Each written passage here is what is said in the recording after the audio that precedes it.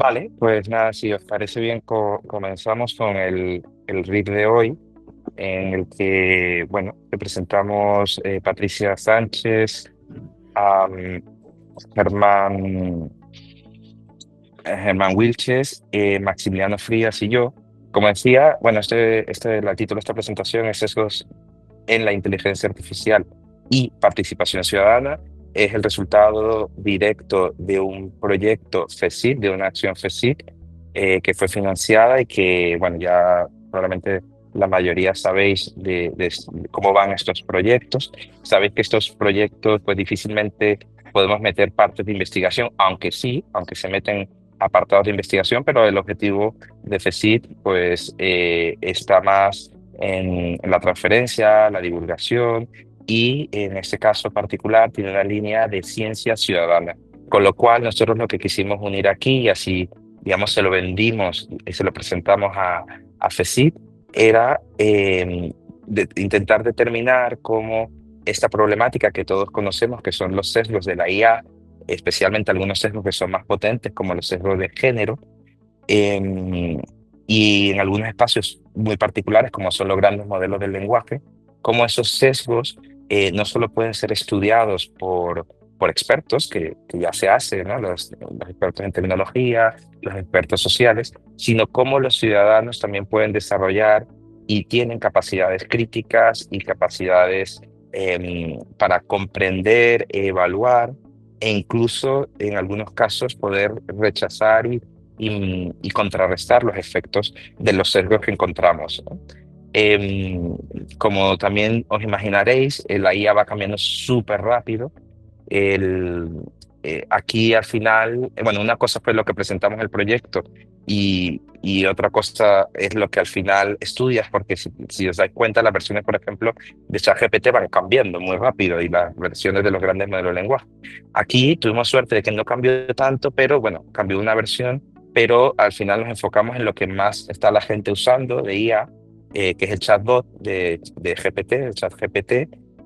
Lo que queremos determinar aquí, a partir de dos estudios, que son como dos acciones que se llaman así dentro de la propuesta FECIT, es pues ese nivel de los ciudadanos, esa capacidad de los ciudadanos de poder detectar y comprender estos sesgos, ¿no? Especialmente, como decía, orientado al género. Primero vamos a hacer un recorrido sobre, bueno, no solo la problemática social y tecnológica, sino teórica que está detrás de todo esto, un poco, por decir, la justificación que nos lleva a las preguntas, a las hipótesis que planteamos.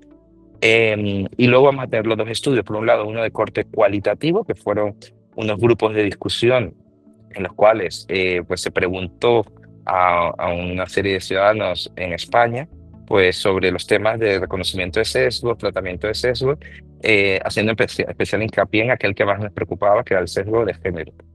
Y un segundo estudio que es una encuesta experimental en el que intentamos ver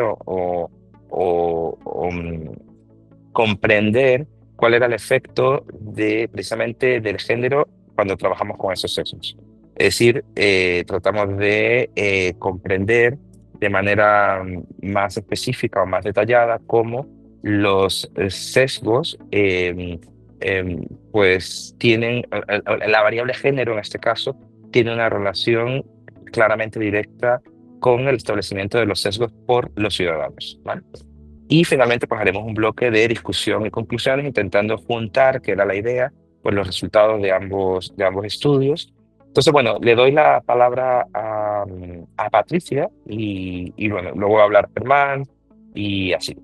Vale, pues muchas gracias, Carlos. Bueno, yo voy a hacer un poco una primera fase de contexto, sobre todo por ponernos un poquito en situación, que ya Carlos os ha explicado muy bien qué son los proyectos FECIT.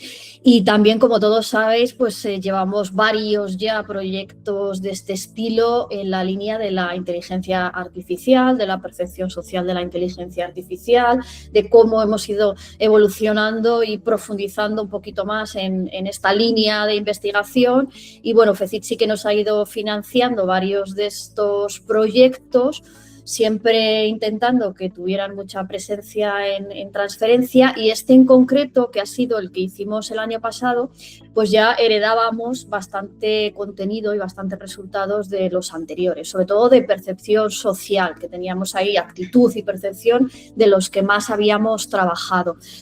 Cuando hemos entrado en esta línea más de ciencia ciudadana, pues bueno, sobre todo es porque ya hay bastante trabajo por parte en general, ¿no? de la literatura y de muchas otras investigaciones que se están centrando en la inteligencia artificial, y sabemos que está transformando pues directamente, ¿no? Cómo comunicamos, cómo informamos. Y hay una tercera línea, que es la de tomar decisiones, que también a día de hoy es una de las que está más fuerte, ¿no? O sea, la manera en la que la IA está influyendo en la toma de decisiones de las personas. Entonces, bueno, tenemos la opción, digamos, de utilizarla para nuestras tareas rutinarias, y bueno, muchos de nosotros la integramos, pero luego están los riesgos que provoca. Y estos riesgos es lo que también estamos intentando abordar desde el punto de vista de los posibles sesgos o desigualdades, sobre todo en el caso tanto de grupos minoritarios como de posibles marginados. Aquí tenemos muchos públicos a los que podríamos dirigirnos, entonces esta primera parte realmente va desde lo general a lo particular, ¿no? Hemos hecho una especie de exploración muy amplia, pero luego nos centramos en uno específico, porque todo a la vez no se puede tampoco estudiar, tenemos que ir por partes. Como una pequeña definición, bueno, por dejarla aquí en el contexto, la inteligencia artificial pues, se define como una capacidad de las máquinas para emular funciones humanas, ¿no? Funciones cognitivas que tienen que ver pues, con el razonamiento, la creatividad o el aprendizaje, que esto es fundamental sobre todo en los modelos que funcionan con aprendizaje. Bueno, pues a partir de aquí sí que nos tomamos la IA como un sistema. En este caso diríamos que es un sistema con parte social y con parte técnica, es decir, social.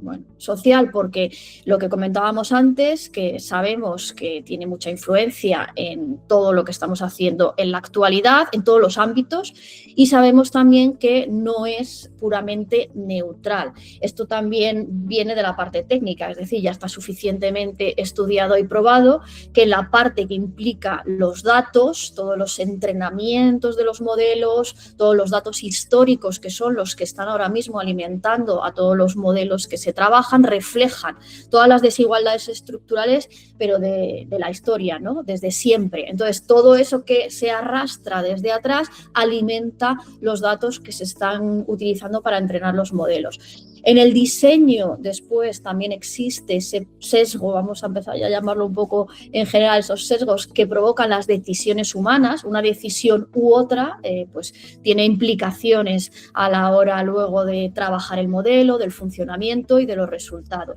Y en cuanto a los resultados, se reproducen una serie de patrones sociales. Entonces, con este modelo, digamos, circular, el impacto que puede llegar a tener en la sociedad, de nuevo, alimenta el sistema, se retroalimenta a sí mismo porque vuelve a los datos. Con este gráfico que poníamos aquí, yo creo que se ve claramente, ¿no? Esta discriminación puede estar prácticamente en toda la vida de lo que es un ciclo de desarrollo de un sistema de inteligencia artificial, de un proceso, de un modelo. O sea, en cualquiera de los elementos nos podemos encontrar esa problemática, ¿no? Esa desigualdad. Bueno, esto es una curiosidad que también, bueno, pues es muy representativa. Esto proviene de los datos de un proyecto que se acaba de publicar en Latinoamérica, ¿vale? Es un proyecto específico de toda Latinoamérica, muy grande además, con muchas pruebas, y en el que el resultado era pues, que se le pedía a uno de los modelos más conocidos de inteligencia artificial, todos los que veis ahí, pues Gemini, Claude, GPT, etcétera, que completara una frase, ¿no? Las mujeres deberían. Y alguno de estos modelos, la respuesta primera era cuidar de los hijos, ¿no? Aquí se demostraba, esto era una de las muchísimas preguntas que se utilizaron para evaluar de qué manera se trabajaban o se respondían a los estereotipos desde estos modelos, y esta es bastante ilustrativa para lo que comentamos aquí hoy. Bueno, pues desde la parte técnica decíamos que uno de estos problemas que nos encontramos más relevantes tanto en la inteligencia artificial como en cualquier otro tipo de procesos de programación, ¿no? de programación y de diseño de programas, es el sesgo algorítmico. Y este sesgo algorítmico, pues es cierto que es una forma de discriminación, pero surge en cualquiera de los puntos de todo el proceso, tanto en el diseño como en el entrenamiento, la validación de los datos y la propia aplicación. Una de las principales problemáticas es que no se tienen diferentes puntos de vista cuando se desarrolla desde cero, digamos, ese modelo o ese proceso. Ya no solo el entrenamiento de los datos, porque el entrenamiento de los datos es una parte muy importante que está en el inicio, pero las personas que están implicadas en ese diseño también tienen una labor fundamental. Perdonad. De ahí que se está intentando que los equipos que están trabajando a día de hoy en el desarrollo de modelos que implican algoritmos, programación, etcétera, sean tanto multidisciplinares como diversos. Entonces ahí haya una perspectiva bastante variada para pues, valorar todas las implicaciones que puede llegar a tener. En el caso de los sesgos algorítmicos, directamente la UNESCO sí que le da una connotación negativa, es decir, no se suele hablar en positivo de un sesgo algorítmico porque se le está otorgando pues, ese potencial de reforzar ciertos estereotipos, como los que tienen que ver pues, con el género, el racismo, la religión, etcétera. Similar a muchos otros estudios que se han hecho referentes al tema de los estereotipos sociales, pero aquí pues, mucho más aplicado a la parte técnica. Bueno, esto simplemente es que hay muchos ejemplos de sesgos porque vierais un poquito algunos pantallazos. Hay una fuente, una base de datos, que es esta que os ponemos aquí, Datagénero, que recopila, ¿no? Algunos sesgos, hacen como pequeños artículos, y este es interesante porque recopila muchos ejemplos de sesgos, y aquí se pueden ver pues, cosas como, por ejemplo, traducciones, ¿no? Que dice Google, o que hacen diferentes aplicaciones pues, de programas que existen en la actualidad. Ejemplos que tienen que ver también con noticias, con redes sociales, con artículos que ya han trabajado esta búsqueda, ¿no? De si le pides esto a un modelo, esto es lo que te sale, con diferencia pues, de género o similar. Bueno, solamente que quede como ejemplo. Entonces, el punto de partida, digamos, que teníamos con este proyecto es que sabemos efectivamente todo esto, la IA reproduce ciertas desigualdades estructurales, pero lo que sabemos menos, digamos, es si la ciudadanía las percibe, ¿no? Si las percibe de una manera clara, si es capaz de detectarlas, cuestiones que aún tienen poca investigación. Entonces, ¿cómo pasaríamos, ¿no? de esta parte de sesgo que es más técnica a intentar valorar esa percepción del sesgo, que es a lo que nosotros vamos con el proyecto? Pues bueno, aquí hemos realizado un poco una revisión de literatura, teníamos mucha información previa también de otros proyectos, como decía antes, entonces hemos ido definiendo pues, una serie de variables que son muy relevantes para analizar este proceso de qué manera, ¿no? podemos percibir estos sesgos. Por un lado, el género del usuario, que sí que está demostrado pues, que puede influir de forma directa en cómo se lee esa información que proviene de los modelos de inteligencia artificial, de qué manera se hace esa lectura crítica, si es más fuerte o menos fuerte, el género lo determina. El grado de exposición a las tecnologías, que esto también influye pues, en la forma en la que los usuarios interpretan los resultados, en la intención que pueden llegar a tener de uso de ciertas herramientas tecnológicas, en las expectativas, ¿no? de rendimiento o de resultados de estas tecnologías, varios elementos que ya están también bastante analizados. Luego también hay ciertos resultados sobre la familiaridad o el conocimiento, o sea, el grado en el que nosotros tenemos más o menos conocimiento, más o menos experiencia, y aquí los resultados son un poco ambiguos en la literatura, no está del todo claro si lo incrementa o lo reduce, ¿no? Esa manera de detectar o esa perspectiva más crítica con los estereotipos que pueden aparecer en la tecnología. Y luego las actitudes previas, que también son un elemento relevante, porque aquí las actitudes pueden ser pues, positivas, aquellos que tienen una visión como más optimista, ¿no? Pues que normalmente muestran más confianza, y la literatura lo que nos dice es que cuanto más confianza en la tecnología, pues digamos que menos probabilidad de detectar esos sesgos, porque se reduce en cierto modo la perspectiva crítica. Y luego los que son un poco más pesimistas, ¿no? Los que tienen una postura mucho más prudente en este sentido, ven los riesgos más, ¿no? O sea, se fijan más en los riesgos, en los estereotipos y en la posible identificación de estos riesgos. Entonces, bueno, pues tenemos también un poco las dos visiones polarizantes que hay sobre la inteligencia artificial en la actualidad.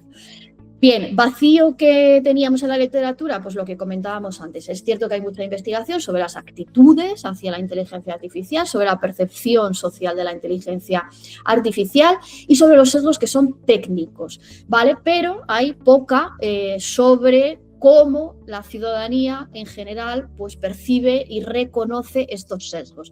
Y en particular los relacionados con el género, porque los relacionados con el género, luego lo veremos, pero sí que se ve tanto en los grupos de discusión como en los procesos de detección automatizada, que están muy presentes y que se aprecian, ¿no? Aunque luego igual no se hable tanto directamente de ellos.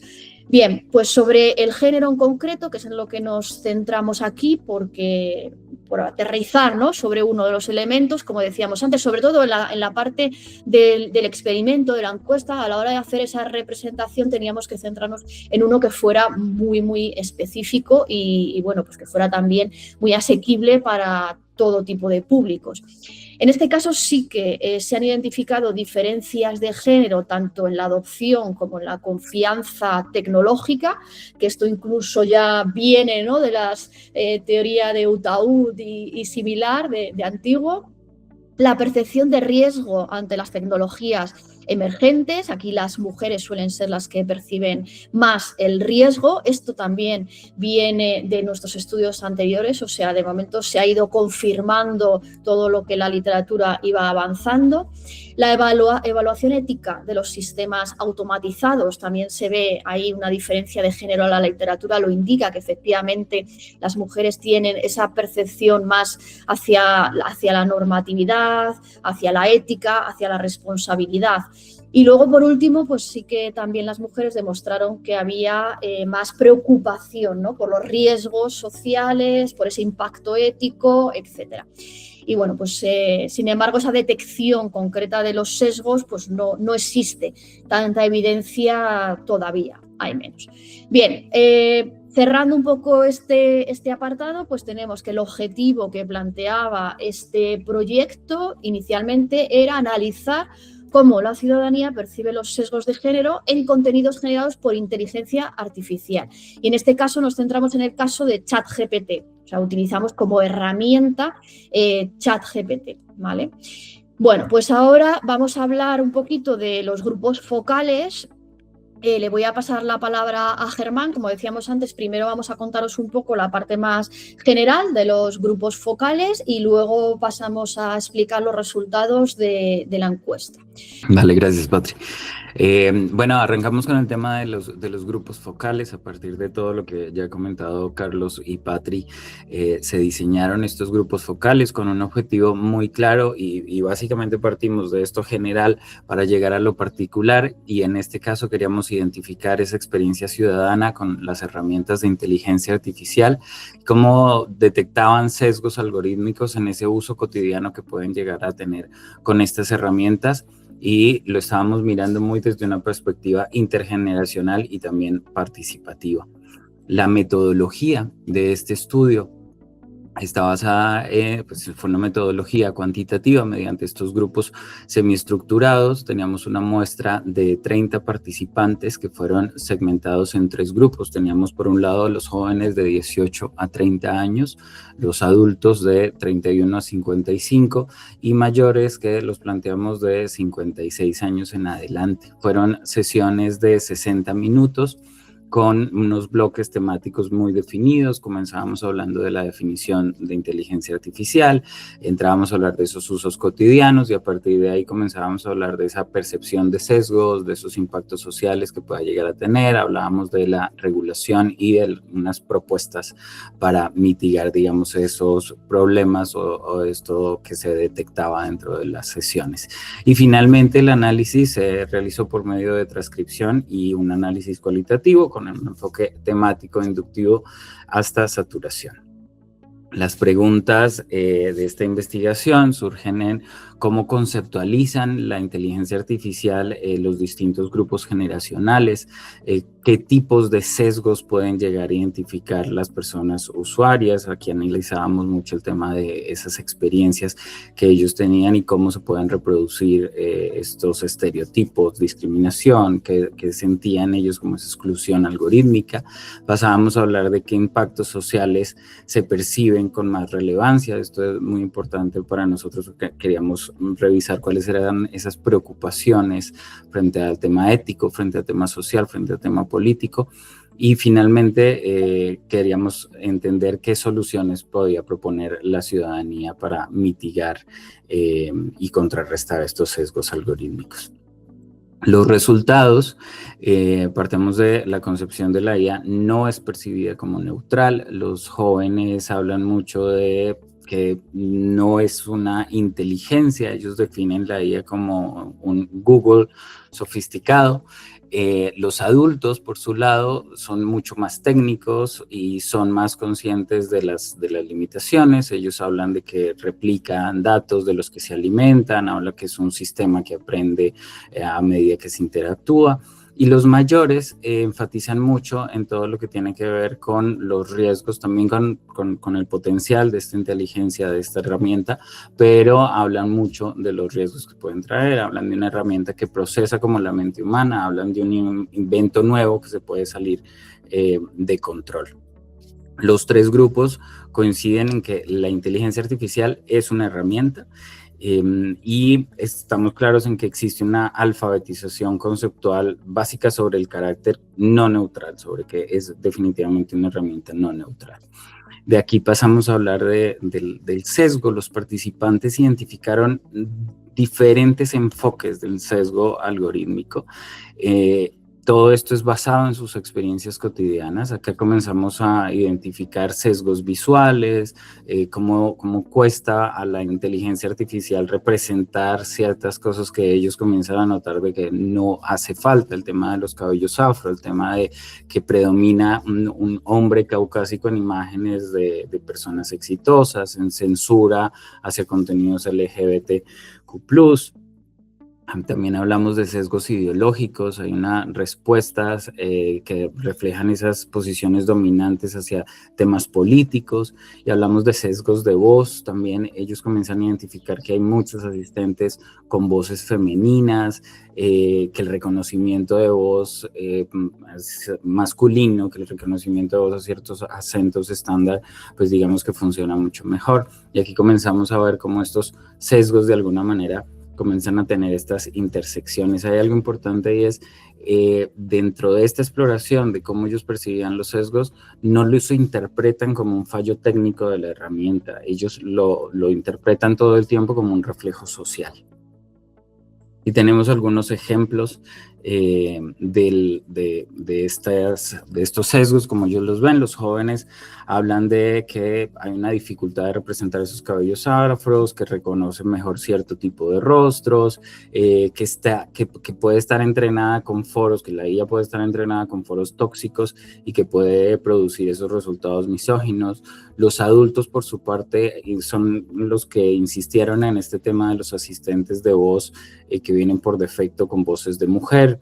Y los ejemplos eran la mayoría de sus herramientas, de Alexa, de todas estas bocinas de ayuda, del asistente de voz, del que le respondía cuando interactuaban con estos grandes lenguajes. Cuando hablaban de pedir imágenes sobre personas exitosas, pues que siempre se hablaba de personas, hombre caucásico, blanco en un entorno corporativo. Había también que ellos detectaban detectaban mucho el tema de esos sesgos ideológicos, y los mayores hablaban de esos filtros de selección laboral que penalizan a las mujeres, hablaban de cuando la IA es utilizada ya en temas corporativos y hablaban de esa censura en los contenidos LGBTQ+. Los participantes coinciden en que la imparcialidad algorítmica es imposible, porque depende de quién mete las premisas, ¿no? Ellos hablan de que los algoritmos van a replicar los datos de los que son alimentados, entonces son muy conscientes de que el tema no surge solamente por ellos, o no surge solamente lo técnico, lo técnico insisten en que ahí no entran, pero todo el tiempo sí están hablando de cómo ese reflejo y de cómo nosotros mismos estamos entrenando estos lenguajes. En el impacto social, el análisis habla de unas preocupaciones compartidas. En general todos hablaban de cómo se puede erosionar el pensamiento crítico. Esto es un punto muy importante. Los jóvenes hablaban de que nos conduce a un mundo como el que imaginó Huxley en El Mundo Feliz, dejamos de pensar. Habían algunos profesores en el grupo de adultos y hablaban de que pues estos adultos ya solo copian, sus alumnos solo copiaban y pegaban, que no había ninguna respuesta crítica frente a la respuesta que les entregaba el chat. Otro de los problemas otro de los impactos sociales es la ampliación de desigualdades. En los adultos hablaban mucho de esa brecha educativa que puede crecer en las zonas donde no hay internet, que es por más que lo veamos como una herramienta que está de acceso a todo el mundo, pues todavía siguen existiendo estas brechas en las que todavía la tecnología no llega realmente. Estaban hablando también de la representación global, que dependerá de quién alimenta estos modelos. Y otro de esos impactos es la dependencia y la pérdida de autonomía. Se tiende a ver mucho estas herramientas como un tema de dependencia, de humanizar ChatGPT, de consultarlo todo allí, y los mayores también les preocupa cómo los adolescentes son vulnerables a esos estereotipos de belleza que estas inteligencias artificiales, que estas herramientas pueden representar. Y por último, hay todo el tema de capitalismo de vigilancia. Es una visión del mundo. Ellos dicen que es una visión del mundo que se implanta sin que lo notemos, y se habla mucho de que ya no controlamos los datos, que ya hay no está en nuestras manos hacerlo. Cuando hablamos de una normalización tecnológica, los usuarios intensivos, aquellos que usan las herramientas más constantemente, muestran una menor alarma. Ellos muestran una confianza más elevada en las herramientas. Entonces aquí detectamos que entre el uso más frecuente es el cuestionamiento explícito. Entre mayor conocimiento es menor esa crítica hacia el sesgo. De alguna manera es como si se acostumbran a tener las respuestas, o obtener las respuestas que nos da la inteligencia artificial. Y por último, hablamos de esas propuestas ciudadanas de mitigación, que se dividen en dos grandes bloques. Uno de estos bloques es la regulación y la gobernanza, y el otro es la educación y la participación. Ellos hablan de que se necesita un comité de ética que valide las bases de datos, hablan de responsabilidad distribuida en toda la cadena de desarrollo. Hablan de que es necesario marcos regulatorios equilibrados que protejan sin frenar la innovación, que protejan, digamos, estos problemas detectados, pero que sin que se frene la innovación. Y también hablaban de un tema de comité de sabios imparciales con una supervisión renovable. En educación y participación, ellos hablaban de que es necesaria la alfabetización digital desde la infancia, incluir todo el tema de la inteligencia artificial en todos los planes de estudio formales. Hablan de generar formación específica para los docentes. Esta es una brecha de la cual casi todos los grupos estaban muy preocupados frente a cómo los docentes pueden abordar la inteligencia artificial frente a los jóvenes que cada vez la usan más y más. Y estamos hablando también de repositorios públicos de la ciudadanía donde pueden denunciar sesgos. Hablaban de que no había espacios donde se puedan denunciar esos sesgos, o donde se pueda informar más allá de las mismas herramientas, que justamente no tienen como espacios tan marcados, tan delimitados donde se pueda denunciar esto que ellos comienzan a notar. Y por último, se habla de ejemplos concretos para entrenar una mirada crítica. Entonces, estos fueron como esos dos grandes grupos en los cuales se centró la mirada de los ciudadanos. Bueno, Patri, y aquí doy la palabra a Patri para continuar con la encuesta. Muchas gracias, Germán. Bueno, pues entonces vamos ahora a contar un poco los resultados que sacamos de la encuesta experimental, resumidos, comprimidos.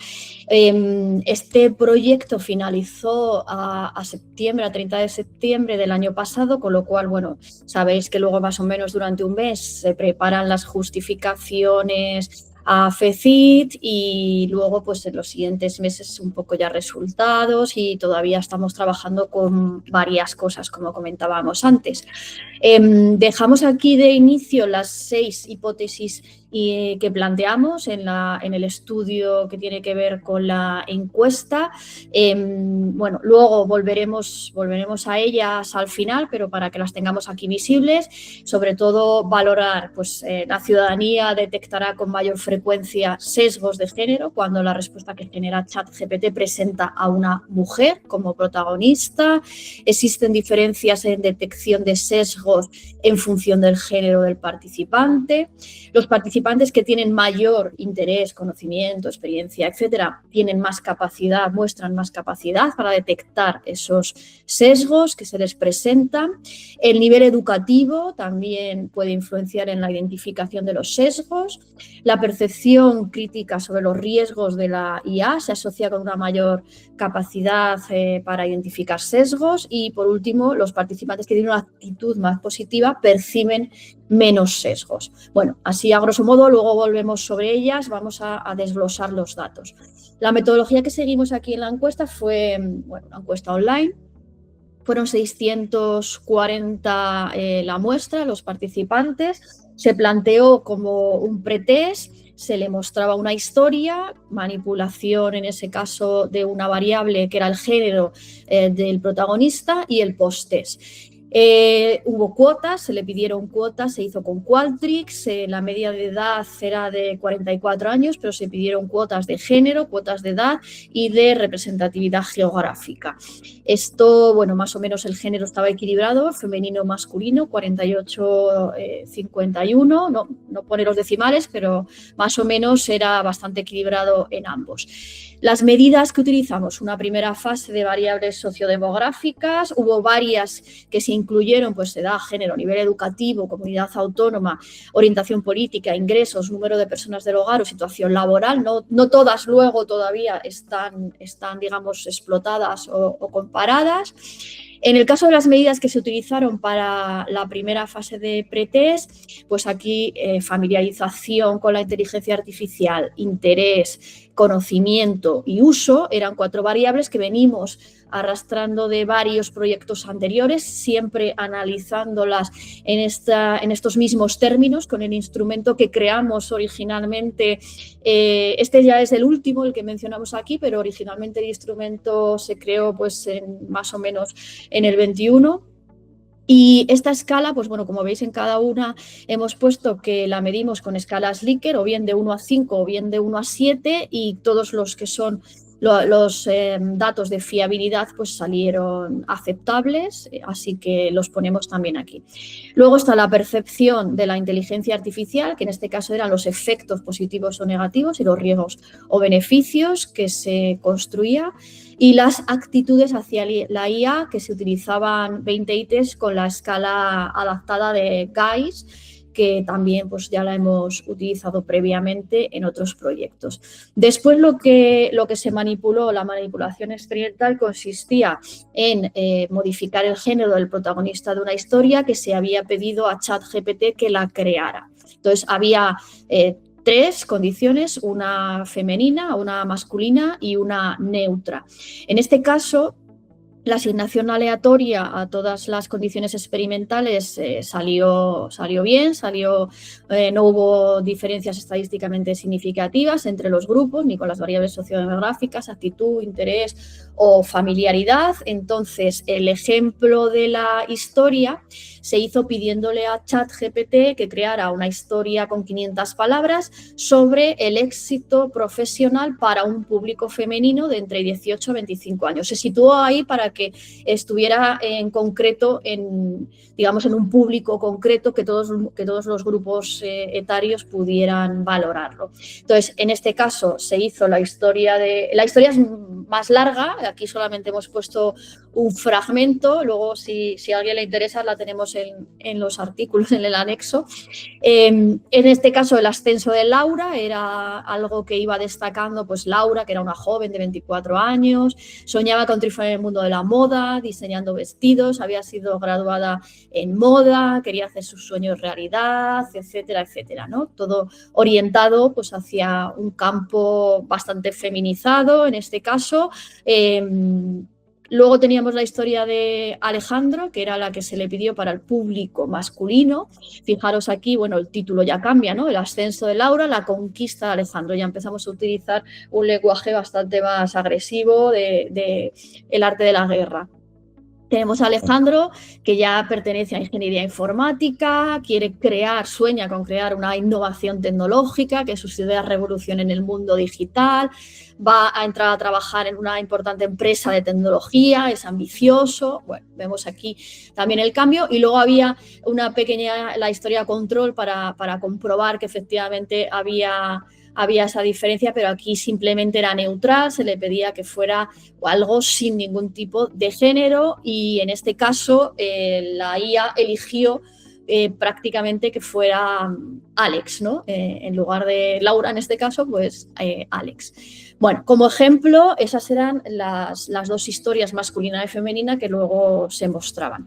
En las medidas de post-test había la percepción del sesgo en la historia, es decir, aquí lo que se evaluaba era el contenido narrativo, cómo las personas estaban percibiendo lo que se decía en esa historia.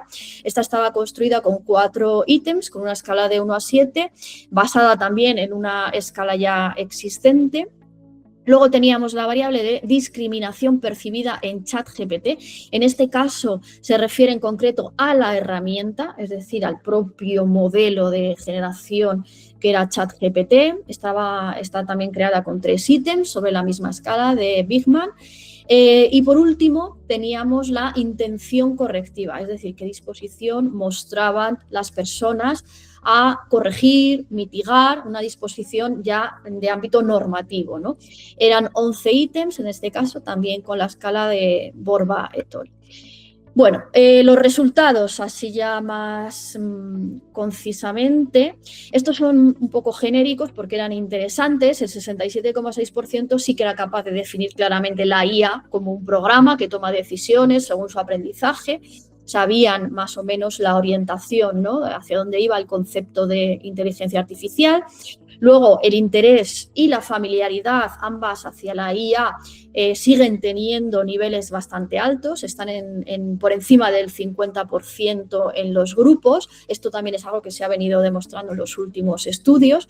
Y sobre la actitud hacia los beneficios y riesgos también sigue apareciendo un dato que se repite, ¿no? O sea, que se percibe casi de la misma manera mucho beneficio, mucho riesgo. Está pues, desde el punto de vista de la emoción y del peligro, ¿no? Luego, cuando vemos ya los resultados un poquito más específicos de cada una de las variables que teníamos. Lo que hemos observado es cuando la protagonista es femenina, en el caso de la historia femenina, aumenta la percepción del sesgo por parte de las personas que han leído esta historia frente a las que leyeron la historia de los hombres. En este caso sí que aparece un efecto además grande. Este sería quizás el resultado un poco más relevante, ¿no? de la investigación, al menos el que mejor resultado aplica. Luego tenemos que esta condición de la historia con protagonista femenina también además aumenta esa intención correctiva, esa predisposición hacia mitigar, corregir, hacia crear normas, ¿no?, que vayan contra esa proliferación de los sesgos, pues también se ha demostrado más en las personas que leyeron la historia con la protagonista femenina. En el caso de la herramienta, la discriminación percibida en ChatGPT, también sucede lo mismo. Aquellas que leyeron la protagonista femenina, la historia con la protagonista femenina, sí que percibieron una mayor discriminación en la herramienta ChatGPT que las que leyeron la del protagonista masculino. Bueno, atendiendo al género, en este caso, de los participantes, que era otra de las hipótesis que teníamos en el inicio. Aquí no se observaron diferencias por género de los propios participantes en la encuesta, ni en el caso de la percepción de sesgos, ni tampoco del ChatGPT, de la herramienta, ¿no?, ni del contenido ni de la herramienta. Lo que sí que se observaron fueron diferencias en la intención correctiva. En el caso también de que los participantes en la encuesta fueran mujeres, sí que mostraron una intención mayor de querer reducir, ¿no?, esos sesgos que los hombres. Tampoco era una diferencia especialmente significativa, pero sí que aparecía ese dato. Después, sobre el nivel de los estudios, otra de las hipótesis que había, aquí tampoco presentaron diferencias estadísticamente significativas, aunque sí que se veía, digamos, una tendencia a que esa intención correctiva de sesgos era mayor en los que tenían niveles más altos de estudios, como los casos de estudios superiores, frente a los que solamente tenían estudios de primaria. Sobre la percepción de la inteligencia artificial, ya un poco el resto de variables, aquí se observó que los que presentaban, ya todos en general, percepciones más negativas hacia la inteligencia artificial, sí que tenían esa percepción de mayor discriminación en ChatGPT, o sea, en la propia herramienta. Pero no había una correlación entre esa percepción de la inteligencia artificial y la percepción de los sesgos de las propias narraciones, ¿no?, de la historia. O sea, sí con la herramienta, pero no con la historia.